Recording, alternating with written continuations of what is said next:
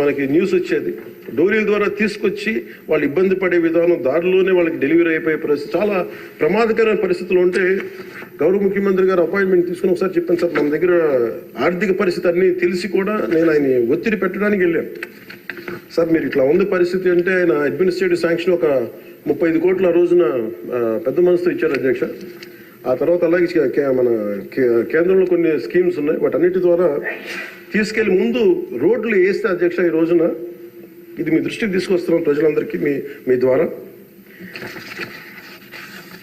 రహదారి నిర్మాణంతో ఇన్ని 7 దశాబ్దాల కాలం సార్ తొలిసారిగా అంబులెన్స్ కూత విన్న గిరిజన గ్రామం పొలంగూడ అధ్యక్ష. సకాలంలో అంబులెన్స్ రావడంతో నిమిషాల్లో ఆసుపత్రికి చేరుకొని ఆరోగ్యమైన మగబిడ్డకి జన్మనిచ్చింది ఒక గిరిజన మహిళ. గత ప్రభుత్వ హయాంలో గ్రామీణ అభివృద్ధి కోసం కేటాయించిన నిధులను దారి మళ్లించడం కారణంగా ప్రజల అభివృద్ధికి నోచుకోలేకపోయారు అధ్యక్ష. కానీ గత ప్రభుత్వ తప్పిదాలను సరిచేస్తూ అధికారులకు వచ్చిన రోజు నుండి గ్రామీణ అభివృద్ధి లక్ష్యంగా వికసిత్ భారతంలో ఏ ఒక్క గ్రామం కూడా అభివృద్ధికి స్వర్ణాంధ్ర ఉండే ఏ గ్రామం కూడా అభివృద్ధికి దూరం కాకూడదు అన్న సంకల్పంతో గౌరవ ముఖ్యమంత్రి శ్రీ నారా చంద్రబాబు నాయుడు గారి నేతృత్వంలో రాష్ట్ర ప్రభుత్వం కృత నిశ్చయంతో పనిచేస్తున్న అధ్యక్ష. గిరిజన గ్రామాలు, కొండ ప్రాంతాల్లో డోలీ మోతలు ఈ ముగింపు పలికే దిశగా ఆంధ్రప్రదేశ్ ప్రభుత్వం పంచాయతీరాజ్ గ్రామీణాభివృద్ధి శాఖ ఆధ్వర్యంలో చేపట్టిన మౌలిక సదుపాయాల కల్పనలో భాగంగా శ్రీకాకుళం జిల్లా కొత్తూరు మండలం గుట్టుపల్లి నుండి పొలంగూడ వరకు నూతన బీటీ రోడ్డు నిర్మాణం కొరకు మహాత్మా గాంధీ జాతీయ ఉపాధి హామీ పథకం కింద 21-22 ఆర్థిక సంవత్సరంలో మంజూరు చేయడం జరిగింది అధ్యక్ష. దీనిని సీతంపేట గిరిజన సంక్షేమ ఇంజనీరింగ్ డిపార్ట్మెంట్ ఏజెన్సీ పని పూర్తి చేయాల్సి ఉంది.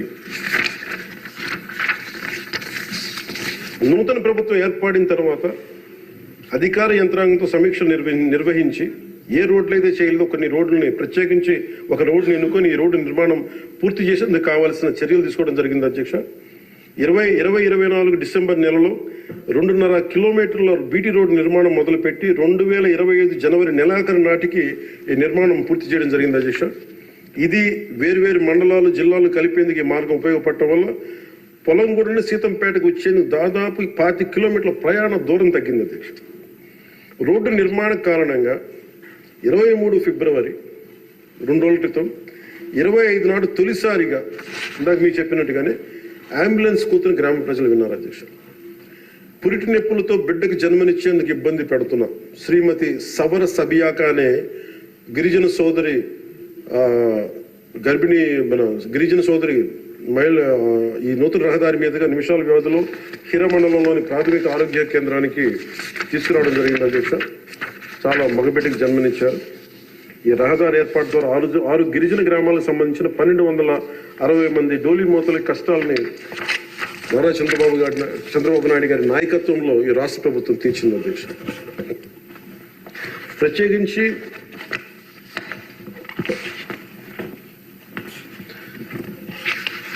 ప్రధానమంత్రి గారికి ప్రత్యేక ధన్యవాదాలు మనందరికీ తెలియజేయాల్సిన, గౌరవ సభ్యులందరికీ తెలియజేయాల్సిన బాధ్యత ఉంది.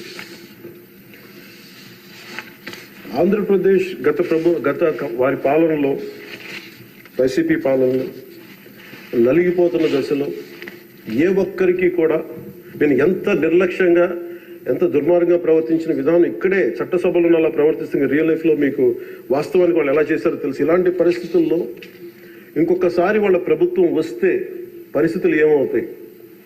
దాదాపు సుదీర్ఘ 4 దశాబ్దాల అనుభవం ఉన్న ఆయన్నే, గౌరవ ముఖ్యమంత్రి గారినే 53 రోజులు జైల్లో పెట్టి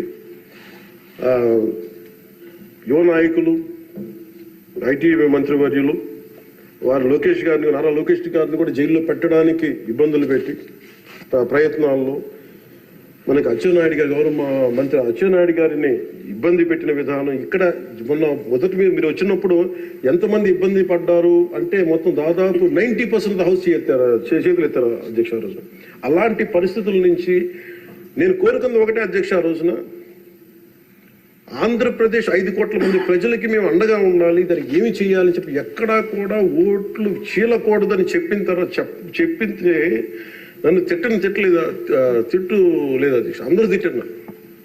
కానీ ఈరోజు నాకు ఆనందం ఏముందంటే అధ్యక్ష, ఈ రోజున గౌరవ ప్రధానమంత్రి నరేంద్ర మోదీ గారి దృష్టికి తీసుకెళ్లి